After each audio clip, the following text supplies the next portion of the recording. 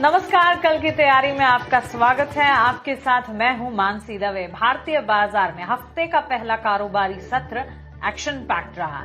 अच्छी शुरुआत, उसके बाद ऊपरी स्तरों से मुनाफा वसूली और जब बाजार क्लोज हो रहे थे तो कह सकते हैं कि बेहतर क्लोजिंग भी दिखाई। हाँ, ये जरूर था कि आईटी सेक्टर और बैंक्स एंड फाइनेंशियल्स ने बाजार को सपोर्ट नहीं किया, लेकिन अगर ये दोनों क्षेत्र भी बाजार को सपोर्ट कर देते हैं तो तेजी और मजबूती और ज्यादा रिफ्लेक्ट होती देखने को मिलती। बहरहाल बेंचमार्क से लेकर ब्रॉडर मार्केट्स में अच्छा खासा एक्शन हमने देखा। निफ्टी में करीब 150 अंकों की मजबूती के साथ 24,119 के लेवल्स पर कामकाज क्लोज होता दिखा। सेंसेक्स में ऑलमोस्ट 350 अंकों की मजबूती रही और बैंक निफ्टी भी जो लाल निशान में टूटा था वहां से भी हरे निशान में एटलीस्ट ग्रीन पैटर्न में क्लोजिंग जरूर नजर आई। 54,878 के स्तर पर बढ़त के साथ सारे बेंचमार्क्स क्लोज हुए। ब्रॉडर मार्केट्स में एक्शन था। सेक्टर स्पेसिफिक बाजार की चाल ऑटो क्षेत्र में, फार्मा स्पेस में, एफएमसीजी स्पेस में काफी एक्शन पैक नजर आ रही थी और ओवरऑल सेटअप भी बेहतर था। लेकिन चलिए, ऐसे में यहां से आगे अब आपके आने वाले सेशन की तैयारी क्या होनी चाहिए, कौन से इंपॉर्टेंट फैक्टर्स है जिस पर आपको नजर रखनी है, ये सारी चीजें आपको बताना बेहद जरूरी है। और कल की तैयारी में हमारे दो एक्सपर्ट्स हमारे साथ जुड़े हैं। हरीश जुजारे हैं पृथ्वी फिनमार्ट से और सचिन गुप्ता है चॉइस इक्विटी ब्रोकिंग से। हरीश, सचिन, बहुत स्वागत है आपका ईटी नाउ स्वदेश पर। अपना समय हमें देने के लिए आपका शुक्रिया। शुरुआत हरीश आपसे करना चाहूंगी, कैसे रीड किया आपने लास्ट सेशन को और क्या एंटिसिपेशन है आपके आने वाले ट्रेडिंग सेशन के लिए? वेरी गुड इवनिंग मानसी जी। बिल्कुल, अगर देखा जाए तो मार्केट में एक अच्छा शुरुआत था आज इस हफ्ते का। हवेवर ऊपर लेवल से थोड़ा बहुत प्रॉफिट बुकिंग देखने मिला निफ्टी में और लग रहा है कि निफ्टी थोड़ा थोड़ा करके इसका सपोर्ट के आसपास मूव हो रहा है। जो सपोर्ट से 24,000 का पहला सपोर्ट है, उसके नीचे 23,850 नेक्स्ट अहम सपोर्ट है। और आज के ट्रेडिंग सेशन में markets almost 50 day moving average के आसपास क्लोज होते हुए नजर आया। लगातार लास्ट पिछले हफ्ते पूरा उसके नीचे ट्रेड कर रहा था, तो हो सकता है कि मोमेंटम थोड़ा पॉजिटिव रहे कल के ट्रेडिंग सेशन में। लेकिन ऊपर की ओर 24,350 का एक अहम रेजिस्टेंस है, उसके ऊपर जाने के बाद ही मुझे लग रहा है कि एक अच्छी रैली होगी। तब तक के लिए 24,350 का ध्यान रखना चाहिए। 24,350 के पास स्टिफ रेजिस्टेंस है, तो ओवरऑल मार्केट दायरे में ट्रेड करते हुए नजर आ सकता है। नीचे के पास 23,850 से लेके 24,350 ये एक बड़ा सा दायरा होगा, उसके रेंज के ही ट्रेड करते रहेंगे मार्केट्स कुछ टाइम पीरियड के लिए। वेयरएज बैंक निफ्टी की बात करते हैं तो बैंक निफ्टी लगातार थोड़ा प्रॉफिट बुकिंग देखने मिल रहा है। उसके चलते हमने देखा कि आज के ट्रेडिंग सेशन में ऑलमोस्ट फ्लैट क्लोजिंग दिया था बैंक निफ्टी में। तो सपोर्ट्स की बात करते हैं तो बैंक निफ्टी में 54,550 के 500 के आसपास स्ट्रॉन्ग सपोर्ट से 54,550 के आसपास स्ट्रॉन्ग सपोर्ट से मुझे लग रहा है जब तक 54,550 के ऊपर है तो तब तक के लिए इस तरह के बाउंस देखने मिल सकते हैं। लेकिन ऊपर की ओर भी देखा जाए तो 56,000 और 56,500 के पास रेजिस्टेंस देखने मिल रहा है। तो ओवरऑल मार्केट्स में देखा जाए तो ऊपरी लेवल से प्रॉफिट बुकिंग देखने मिल रहा है, स्पेशली बैंक निफ्टी में। तो हो सकता है कि बैंक निफ्टी का रुझान ऐसे ही रह सकता है और कुछ दिनों के लिए। तो चलिए, ये राय आपको मिल रही है हरीश जी की तरफ से। सचिन, आप कैसे रीड कर रहे हैं आने वाले दिनों में? लगातार हम देख रहे हैं नतीजों का सिलसिला चल रहा है और इस नंबर्स क्वार्टरली अपडेट्स के बीच बाजार में एक्शन तो नजर आ रहा है। क्या ये एक्शन इसी तरह से इंटैक्ट रहेगा हमारे व्यूअर्स के लिए? कल की तैयारी कैसे करवाएंगे आप? गुड आफ्टरनून मानसी जी। वेल, बिल्कुल ओवरऑल अगर हम देखें तो मार्केट की जो वृद्धि है काफी पॉजिटिव है। आज के ट्रेडिंग सेशंस में भी हम देखें तो इंडेक्स जरूर हाई लेवल से थोड़ा हल्का होता हुआ नजर आया। इवन बैंक निफ्टी के अंदर भी हमने जो है टॉप से कुछ प्रॉफिट बुकिंग्स देखी, but stock specific actions market के अंदर कंटिन्यूसली बने हुए थे। स्लाइड जो लाइक पेन देखने को मिला वो फाइनेंशियल सेक्टर्स में, साथ साथ में आईटी स्टॉक्स में था। उसके अलावा अगर हम देखें तो ओवरऑल अदर सेक्टर्स जो है वो काफी अच्छे परफॉर्म करते हुए आए, जिसमें मेनली रियल्टी सेक्टर्स और फार्मा सेक्टर्स के अंदर से अच्छा कॉन्ट्रीब्यूशन देखने को मिला है। Small cap and mid caps के अंदर भी अच्छा खासा मोमेंटम बना हुआ है। तो मुझे लग रहा है ओवरऑल अगर मार्केट में देखें तो वो पॉजिटिव साइड्स की मोमेंटम है।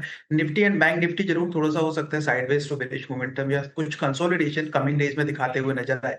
बिकॉज ओवरऑल अगर हम डेली चार्ट्स पे निफ्टी को भी देखें तो 20 डेज के एक्सपोनेंशियल मूविंग एवरेजेस को रिलीजियसली फॉलो करता हुआ आ रहा है। आज के ट्रेडिंग सेशंस में भी जो डिप आया करीब 24,004 के आसपास से हमने एक रिवर्सल देखा। वहीं पर 20 डेज के जो सपोर्ट लेवल्स थे करीब 83,992 के आसपास में इंटैक्ट थे।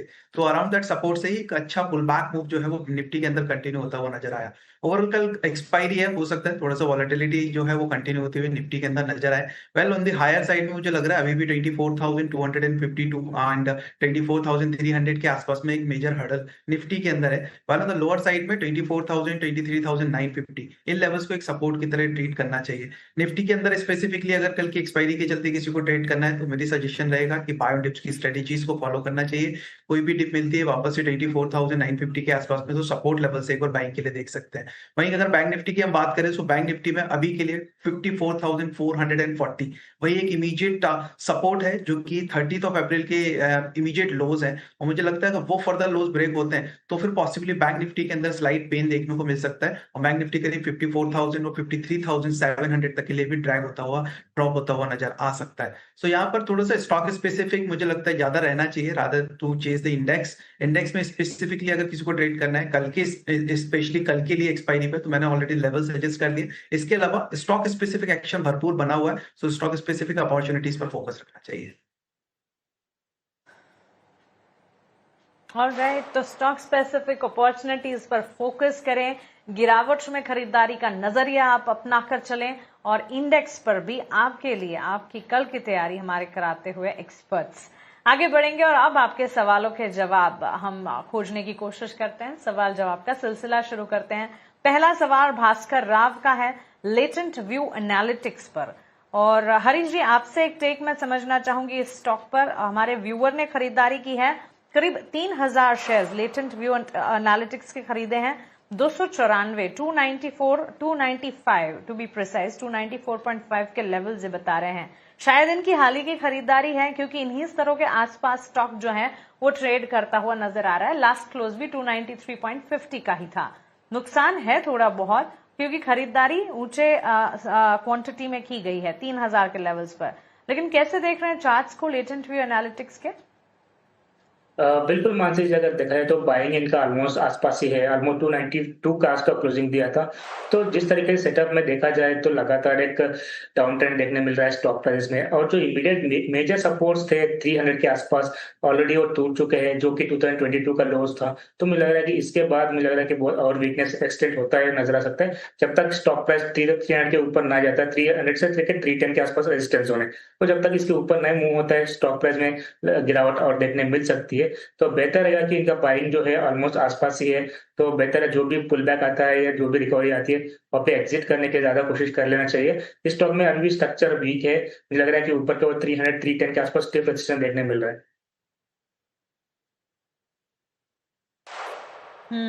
तो चलिए, ये राय लेटेंट व्यू एनालिटिक्स पर आपको दी गई है। अगला सवाल हमारे अगले व्यूअर का राहुल का, और इनका सवाल HFCL पर है। सचिन, आपसे एक राय मैं जानना चाहूंगी। और लास्ट ट्रेडिंग सेशन में HFCL में करीब 10% का अपमूव हमने देखा था। 52 वीक हाई 52 हफ्ते के उच्चतम स्तर पर स्टॉक ने ट्रेड कर दिखाया था क्योंकि कंपनी ने बैक किए थे fresh order optical fibre cable supply करने के लिए। सो ऑर्डर विन की खबर थी जिसका असर स्टॉक में करीब 10% के गेंस दिखाए थे। लेकिन हमारे व्यूअर ने खरीदारी ऊंचे लेवल की है, उतनी भी नहीं, 130 के लेवल और 126 लास्ट क्लोज है। क्या राय होगी इनके लिए? पर बिल्कुल मानसी जी, ओवरऑल देखे तो like week on week basis पे स्टॉक ने अच्छा परफॉर्म किया है और लाइक नो डाउट थोड़ा सा ऊपर में बाइंग किया है इन्होंने क्योंकि जो ब्रेकआउट्स लेवल थे करीब 85 के आसपास में थे। और पिछले 3 से 4 हफ्तों से हम देख रहे हैं कंटिन्यूसली यहाँ पर स्टॉक के अंदर जो है वो बाइंग बनी हुई है। आज के ट्रेडिंग सेशंस में भी थोड़ा सा पॉजिटिव क्लोज जरूर हुआ है बट थोड़ा सा इंडेसिसिवनेस यहाँ पर नजर आ रहा है। मुझे लगता है एक बार 130 के आसपास में वापस प्राइस मिलते तो एक बार एग्जिट के बारे में सोचना चाहिए। बिकॉज अगर 130 132 ये लेवल्स के ऊपर स्टॉक सस्टेन नहीं हुआ तो फिर पॉसिबली वापस से एक बार 118 और 115 तक के लिए भी ट्रैक होता हुआ नजर आ सकता है। तो एक बार 130 32 के आसपास इनके प्राइस मिलते तो बिल्कुल एग्जिट करने की सलाह रहेगी। और अभी के लिए एक स्टॉप लॉस सजेस्ट करूंगा 119 का ही रहेगा, 119 रुपए का, जब तक कि उसको फॉलो करें। ठीक है हरीश, यूट्यूब के जरिए एक और व्यूअर का सवाल है वोल्टाम ट्रांसफॉर्मर लिमिटेड पर। इनकी खरीदारी है, उन्होंने करीब 7,000 के लेवल्स पर 10 शेयर्स की खरीदारी की है। वोल्टाम ट्रांसफॉर्मर में अगर आप देखें पिछले एक महीने में 40-41% के रिटर्न स्टॉक ने दिखाए हैं। अब फंडामेंटल्स की अगर मैं बात करूं, ढेर सारे प्लसेस हैं इस स्टॉक के लिए। लगातार कैगर बेसिस पर अच्छे रिटर्न्स दिए हैं, डेट रिडक्शन किया है, healthy dividend pay out ratio है। कंपनी के आई थिंक नंबर्स भी स्लेटेड हैं। क्या राय होगी? एग्जिस्टिंग पोजीशन है उनकी? मानसी जी, बिल्कुल जैसे आपने बताया सही है। मार्केट में ये देखा लगातार स्टॉक प्राइस में एक अच्छा उछाल देखने मिल रहा है, स्पेशली सारे कैपिटल गुड्स में आजकल हमने देख रहे थे कि अच्छे सेटअप देखने मिल रहे हैं। और स्पेशली वोल्ट पंप हो गया, जो पावर के सेक्टर में है उसमें बिल्कुल यहाँ पे अभी भी तेजी दिखाई दे रहा है। लेकिन जिस तरीके से शॉर्ट टर्म में एक रनअप देखने मिल चुका है बहुत नीचे से लेवल से, ऑलमोस्ट 8500 से लेवल से, तो मुझे लग रहा है कि यहाँ पे शॉर्ट टर्म के नजर थोड़ा ओवर स्ट्रेच है। हो सकता है कि छोटा सा प्रॉफिट बुकिंग देखने मिले। हमें अभी भी लॉन्ग टर्म के चार्ट्स पे पॉजिटिव सेटअप देखने मिल रहा है, तो बिल्कुल बने रह सकते हैं। अगर नीचे मिलता है तो यहाँ पे थोड़ा बहुत एवरेजिंग करने के लिए कोशिश भी किया जा सकता है। ओवरऑल टारगेट्स की बात करें तो इमीडिएट बेस में ऊपर के ओर जो प्रीवियस ऑल टाइम हाई था 14,140 150 लेवल्स, तो मुझे लग रहा है कि वहां तक एक्सपेक्ट कर किया जा सकता है short to medium term scenario में। तेजी अभी भी है, बरकरार है और सेटअप पॉजिटिव है। अब शॉर्ट टर्म के नजर में थोड़ा बहुत प्रॉफिट बुकिंग एंटिसिपेट कर सकते हैं, लेकिन बने रहने की राय रहेगी। नीचे आए तो डिप्स में और एवरेजिंग किया जा सकता है। एब्सोल्युटली। चलिए, ये राय फिलहाल मिलती हुई। एक और सवाल सचिन जी बंधन बैंक पर है हमारे व्यूअर का। जयंत का सवाल, 100 शेयर 100 शेयर्स खरीदे हैं बंधन बैंक के, अपने एंट्री लेवल 171 के वो बता रहे हैं। बैंक्स एंड फाइनेंशियल्स में इन पर्टिकुलर हमने देखा कि लास्ट ट्रेडिंग सेशन में वो सपोर्ट था नहीं जितना मिलना चाहिए। हालांकि बंधन बैंक के स्टॉक में अच्छी खासी मजबूती थी। 206 207 के लेवल पर ये क्लोज हुआ है। व्यूवर की खरीदारी 171 के लेवल की है, यानी कि मुनाफा है इनके पास। 100 शेयर्स खरीद रखे हैं, क्या राय होगी? बिल्कुल अच्छा परफॉर्म किया है स्टॉक ने। लास्ट वीक में हम देखते तो करीब करीब ऑलमोस्ट 14% के आसपास के रिटर्न्स स्टॉक ने डिलीवर किए हैं, और ये हफ्ते की स्टार्टिंग अच्छी खासी तेजी में हुई है। करीब 3-3.5% के गेन्स आज भी हमें स्टॉक के अंदर देखने को मिले हैं। और जिस तरीके का स्ट्रक्चर है, 190 के आसपास के लेवल्स थे जो कि स्टॉक ने ब्रेक किए पिछले हफ्ते में, उसके बाद में मोमेंटम कंटिन्यू है। तो तेजी का माहौल अभी भी मुझे लगता है कंटिन्यू रहेगा स्टॉक के अंदर। ऑन दी हायर साइड मुझे लग रहा है करीब 215 रुपए तक के लेवल्स को चेस करता हुआ कमिंग डेज में स्टॉक नजर आ सकता है। तो बिल्कुल बने रहने की सलाह रहेगी। और स्टॉप लॉस चूंकि इनकी 177 के आसपास की है, तो मुझे मेरा सजेशन होगा कि स्टॉप लॉस को रिवाइज कीजिए 190 पे, और उसके साथ में स्टॉक में बने रहिए 215 के टारगेट के लिए। तो चलिए, ये राय फिलहाल मिलती हुई। बंधन बैंक में इन पर्टिकुलर अच्छी प्रदर्शन दिखाए इस स्टॉक ने, और नजर है यहाँ पर इस स्टॉक पर। जितेंद्र जी का सवाल है, जनेन्द्र जी श्रीवास्तव का सवाल है अगला। हरीश, नेस्ले पर खरीदारी इन्होंने की है और इनकी खरीदारी है 1456 के लेवल पर। 172 स्टॉक्स खरीदे हैं 1456 के लेवल्स पर। पिछले दिनों जब नेस्ले के नतीजे आए थे और एनालिस्ट के जब टेक्स आने शुरू हुए, ब्रोकरेज रिपोर्ट्स आने शुरू हुए, उसके बाद हमने देखा था स्टॉक में ऑलमोस्ट काफी बड़ी तेजी नजर आई थी। और उसके बाद स्टॉक में लास्ट ट्रेडिंग सेशन में फ्रिजल आउट लेवल्स नजर आए। 1456 के लेवल लास्ट क्लोज भी इन्हीं स्तरों के आसपास है। हरीश, क्या राय होगी इनके लिए? मानसी जी, अगर देखा जाए तो पूरा एफएमसीजी पैक में नेस्ले जो स्टॉक है जहाँ पे लगातार एक तेजी देखने मिल रहा है लास्ट 2-3 हफ्तों से, और स्पेशली देखा है तो स्टॉक में एक प्रीवियस ऑल टाइम हाई था वो क्रॉस कर चुका है। ऑलमोस्ट 1388 के अराउंड था, तो वो क्रॉस करके उसके ऊपर कन्विंसिंगली होल्ड कर पा रहा है। और उसके चलते मुझे लग रहा है कि एक अपर हैंडल का फॉर्मेशन बनाया था स्टॉक ने, उसका ब्रेकआउट भी दे चुका है पिछले हफ्ते में। तो यहाँ से मुझे लग रहा है कि और थोड़ा अपमूव देखने मिल सकता है, जहाँ पे ऊपर की ओर मुझे लग रहा है कि और 7 to 8% का अपमूव देखने मिल सकता है आने वाले दिनों में।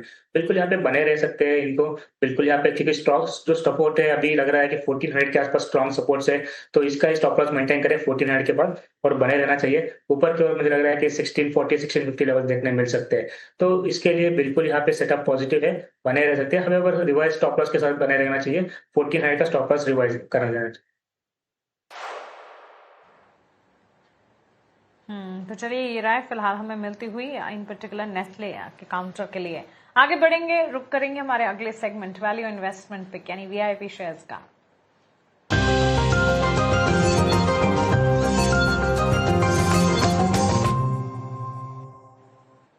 सचिन, शुरुआत आपसे करूंगी, बताएं क्या है आज के वीआईपी शेयर? तो सबसे पहला स्टॉक जो है उसका नाम है चोला इन्वेस्टमेंट फाइनेंस। और स्टॉक के अंदर अगर हम देखें तो एक डेली चार्ट्स पर एक अच्छे ब्रेकआउट स्टॉक में देखने को मिले। स्टॉक अपने 200 एंड 100 DMS के लेवल्स को ब्रेक करने के बाद में सस्टेन करता हुआ नजर आया। आज के ट्रेडिंग सेशंस में भी अच्छी तेजी थी और मुझे लग रहा है मोमेंटम फर्दर और कंटिन्यू रह सकता है। तो यहाँ पर चोला फाइनेंस में बाइंग करने की सलाह रहेगी।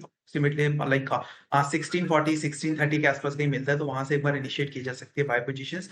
1590 का एक स्टॉप लॉस रहेगा और अपसाइड में करीब 1720 1720 रुपए तक के टारगेट्स चोला फाइनेंस में एक्सपेक्टेड है, जो कि हमें देखने को कमिंग डेज में मिल सकता है। फिर दूसरा स्टॉक जो है वो रहेगा दीपक फर्टिलाइजर। ओवरऑल अगर हम देखें तो केमिकल एंड फर्टिलाइजर सेक्शन में अच्छा मोमेंटम बना हुआ है, सो बेस्ड ऑन दैट मुझे लगता है कि दीपक फर्टिलाइजर में भी कमिंग डेज में एक अच्छा मोमेंटम कंटिन्यू हो सकता है। आज के ट्रेडिंग सेशंस में भी हमने प्रायर स्विंग हाइज स्टॉक के अंदर ब्रेक होते हुए देखे, सो मुझे लगता है यहाँ पर भी एक बार बाइंग अपॉर्चुनिटीज कंटिन्यू हो सकती है। लाइक 1290 1285 के आसपास में अगर मिलता है तो वहां पर बाइंग की सलाह रहेगी। 1260 के स्टॉप लॉस के साथ में 1340 1340 रुपए के टारगेट के लिए। Okay, VIP share Sachin Gupta के टारगेट स्टॉप लॉसेस के साथ आपकी स्क्रीन पर। हरीश जी, आपकी तरफ से वीआईपी स्टॉक्स क्या होंगे? मानसी जी, मेरा पहला स्टॉक रहेगा ऑटो सेगमेंट से, जो कि आयशर मोटर्स है।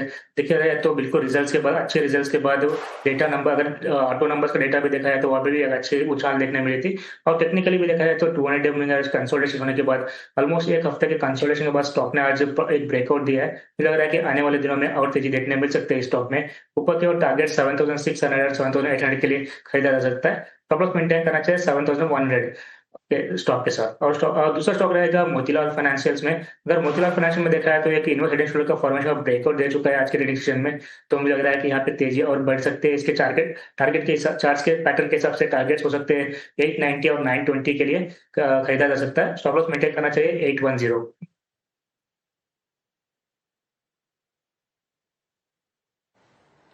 ओके, हरीश जी और सचिन जी, बहुत शुक्रिया आपका हमारे साथ जुड़ने के लिए, सवालों के जवाब देने के लिए, हमारे व्यूअर्स की कल की तैयारी करवाने के लिए।